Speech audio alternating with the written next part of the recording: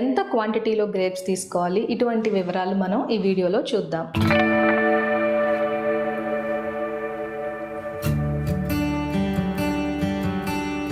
Hi, నేను doctor Deepti కారేటి immense clinics నుండి.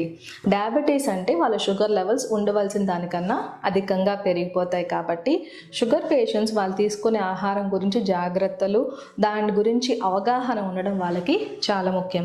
Fruits అనేది డయాబెటిక్ పేషెంట్స్ తీసుకోవచ్చు, కానీ వాళ్ళు తీసుకునే ఫ్రూట్స్ క్వాంటిటీ మరియు టైప్ ఆఫ్ ఫ్రూట్స్ గురించి జాగ్రత్తగా తెలుసుకోవాలి. ఎందుకంటే ఫ్రూట్స్ 3 రకాలుగా ఉంటాయి: high glycemic index fruits, medium glycemic index fruits, low glycemic index fruits.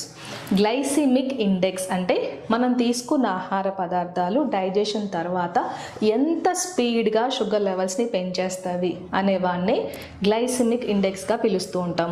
High glycemic index foods త్వరగా షుగర్ లెవెల్స్